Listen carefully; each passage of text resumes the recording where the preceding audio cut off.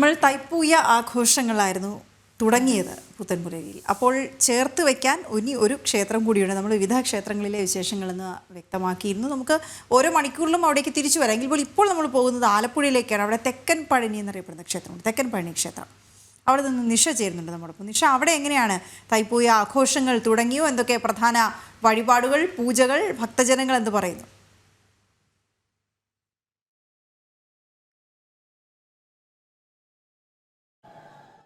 നിഷ, കേൾക്കാൻ കഴിയുന്നുണ്ടോ? വലിയ ഭക്തജന തിരക്കാണ് ഇപ്പോൾ അവിടെ നമുക്ക് കാണാൻ കഴിയുന്നത്. അപ്പോൾ അവിടുത്തെ ഈ പൂജകളും മറ്റു വഴിപാടുകളും കാവടി ഘോഷയാത്ര അതൊക്കെ എപ്പോഴാണ്?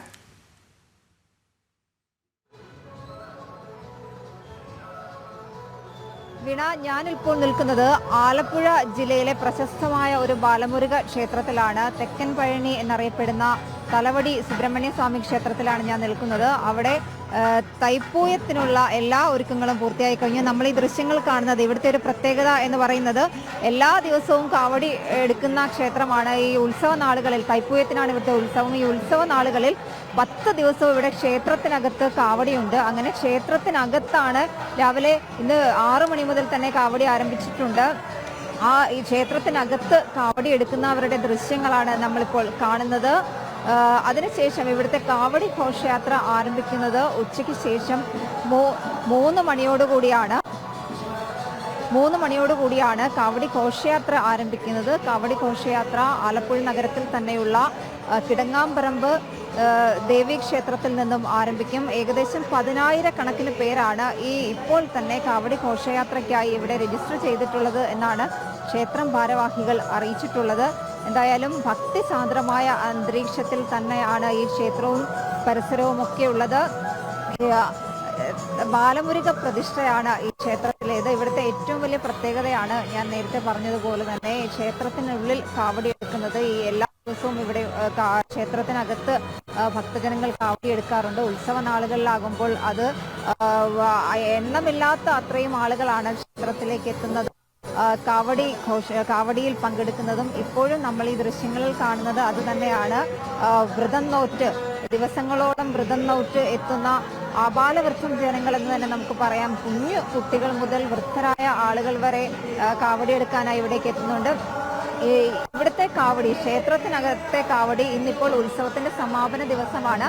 ക്ഷേത്രത്തിനുള്ളിലെ കാവടി ഏതാണ്ട് 12 മണി വരെയാണ്. അതിനുശേഷം ഇവിടുന്ന് കാവടികൾ എല്ലാമായി കിടങ്ങാമ്പറമ്പ് ക്ഷേത്രത്തിലേക്ക് പോകും. അവിടെ നിന്നും 3:30-4 മണിയോട് കൂടിയായിരിക്കും കാവടി ഘോഷയാത്ര ഈ ബാലസുബ്രഹ്മണ്യ ക്ഷേത്രമായ തെക്കൻ പഴനിയിലേക്ക് പുറപ്പെടുക. ഈ കിടങ്ങാമ്പറമ്പ് ക്ഷേത്രത്തിൽ നിന്നും ഏകദേശം 2 കിലോമീറ്ററോളം ദൂരം സഞ്ചരിച്ച് വേണം ഈ ബാലമുരുക ക്ഷേത്രമായ തെക്കൻ പഴനിയിലേക്ക് എത്താൻ. ആ 2 കിലോമീറ്റർ ദൂരത്തിൽ ഏകദേശം 10,000 കണക്കിന് കാവടികളാണ് ഘോഷയാത്രയിൽ അണിനിരക്കുക. ഭക്തി സാന്ദ്രമായ അന്തരീക്ഷമാണ് ഈ ക്ഷേത്രവും പരിസരവും ഒക്കെ ഉള്ളത്. നമ്മൾ ദൃശ്യങ്ങളിൽ കാണുന്നത് ക്ഷേത്രത്തിനുള്ളിൽ കാവടി നടക്കുകയാണ്. 6 മണി മുതൽ തന്നെ ആരംഭിച്ച കാവടി ചടങ്ങുകളാണ്. അതിലൂടെ കാവടി എടുക്കാനായി ക്യൂ നിൽപ്പുണ്ട്. ഇനിയും ഈ കാവടി എടുക്കുന്ന ഭക്തരുടെ നിര നീണ്ടു കഴിഞ്ഞാൽ ഏതാണ്ട് 12:30 വരെ ഇത്തരത്തിൽ ചടങ്ങുകൾ ഇവിടെ ഉണ്ടാകും എന്നും ക്ഷേത്രം ഭാരവാഹികൾ അറിയിച്ചിട്ടുണ്ട്. അത്രത്തോളം തിരക്കാണ് അനുഭവപ്പെടുന്നത്. ആലപ്പുഴ ജില്ലയിൽ നിന്ന് മാത്രമല്ല, നമ്മുടെ കേരളത്തിന്റെ പല ഭാഗങ്ങളിൽ നിന്നുള്ള ആളുകൾ കേട്ടറിഞ്ഞും കണ്ടറിഞ്ഞും ഒക്കെ ഈ ക്ഷേത്രത്തിലേക്ക് കാവടി എടുക്കാനെത്തുന്നുണ്ട്. അത്രത്തോളം പ്രാധാന്യം എന്നറിയപ്പെടുന്ന ആര്യാട് തലവടി ശ്രീ സുബ്രഹ്മണ്യ സ്വാമി ക്ഷേത്രം രാവിലെ കാവടികളെല്ലാം തന്നെ ക്ഷേത്രത്തിനുള്ളിലേക്ക് ഓരോ ബാച്ചായിട്ടാണ് കാവടികൾ അണിനിരക്കുന്നത്. ക്ഷേത്രത്തിനുള്ളിലെ കാവടിയുടെ കാര്യമാണ് പറഞ്ഞത്. ഈ കാവടി 100ഓളം പേർ ഓരോ സമയത്തും 100ഓളം പേരാണ് കാവടിയെടുത്ത് ക്ഷേത്രത്തിന് വലം വെച്ച് പ്രദക്ഷിണം ചെയ്ത് വരുന്നത്. അങ്ങനെ രാവിലെ 6 മണി മുതൽ തന്നെ ഇവിടുത്തെ കാവടി ചടങ്ങുകൾ ആരംഭിച്ചു. കാവടികൾ ക്ഷേത്രത്തിന് പ്രദക്ഷിണം ചെയ്ത് ക്ഷേത്രത്തിനുള്ളിലേക്ക് അവർ ഒന്നുകൂടി ക്ഷേത്രം വലം വെച്ച് പ്രാർത്ഥിച്ച് കാവടി ചടങ്ങുകൾ അതോടുകൂടി പൂർണ്ണമാകും. അങ്ങനെ ഓരോ തവണയും 100-ലധികം പേരാണ് ക്ഷേത്ര വലം വെച്ച് ക്ഷേത്രത്തിനകത്ത് തന്നെ കാവടി എടുക്കുന്നത്. രാവിലെ തന്നെ ഇവിടെ എത്തി ചിലർ ദിവസങ്ങൾക്ക് മുമ്പ് തന്നെ വ്രതം നോറ്റ് മാലയിട്ട് അതിനുശേഷമാണ് കാവടി എടുക്കുന്നത്. കാവടി പ്രദക്ഷിണം പൂർത്തിയാക്കി കഴിഞ്ഞ് ക്ഷേത്രത്തിലെ ആൽച്ചുവട്ടിലെത്തി മാല അവിടെ സമർപ്പിച്ച ശേഷമാണ് എല്ലാവരും തന്നെ മടങ്ങുക. ഇവിടുത്തെ പ്രധാന വഴിപാട് ഈ പഴനി ക്ഷേത്രത്തിലേതുപോലെ തന്നെ പഞ്ചാമൃതമാണ്. ഈ കാവടി എടുത്തു വരുന്ന ഓരോ ഭക്തർക്കും ഇവിടെ നിന്ന് പഞ്ചാമൃതം അടക്കമുള്ള പ്രസാദവും ക്ഷേത്രം ഭാരവാഹികൾ നൽകുന്നുണ്ട്. ക്ഷേത്രത്തിനുള്ളിലേക്ക് കാവടികൾ പ്രവേശിക്കുന്ന ദൃശ്യങ്ങളാണ് നമ്മൾ കാണുന്നത്. ഇനിയും കാവടി എടുക്കാനായി നിരവധി ആളുകൾ ഇവിടെ നിൽപ്പുണ്ട്.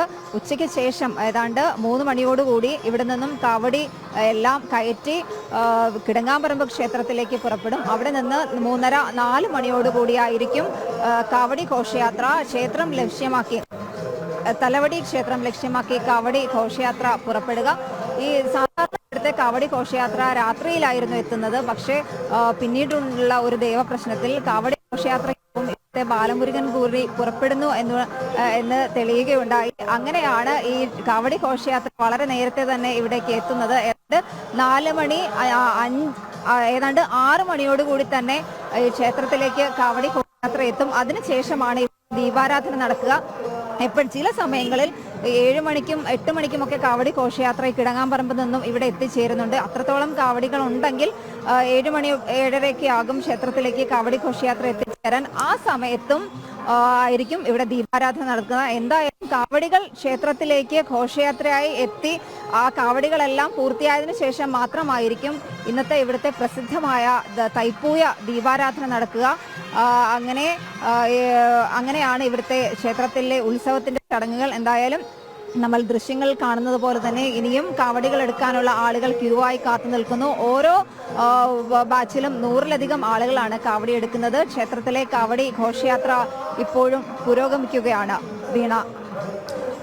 നിഷ, തെക്കൻ പഴനി ക്ഷേത്രത്തിൽ നിന്ന്, ആലപ്പുഴ തെക്കൻ പഴനി ക്ഷേത്രത്തിൽ നിന്നുള്ള വിവരങ്ങൾ നൽകുകയായിരുന്നു. അവിടെ കാവടി ഘോഷയാത്ര ആരംഭിച്ചിട്ടുണ്ട്. വിവിധ പ്രായത്തിലുള്ള ആളുകൾ ഈ കാവടി ഘോഷയാത്രയിൽ പങ്കെടുക്കുന്നുണ്ട്. വളരെ ഭക്തിയോടുകൂടി അവർ ഓരോ പൂജയിലും വഴിപാടിലും പങ്കെടുത്ത് മുന്നോട്ട് പോവുകയാണ്. നമുക്ക് വരും മണിക്കൂറുകളിൽ ഇതിൻ്റെ ചടങ്ങുകളിലേക്കൊക്കെ വീണ്ടും വരാം.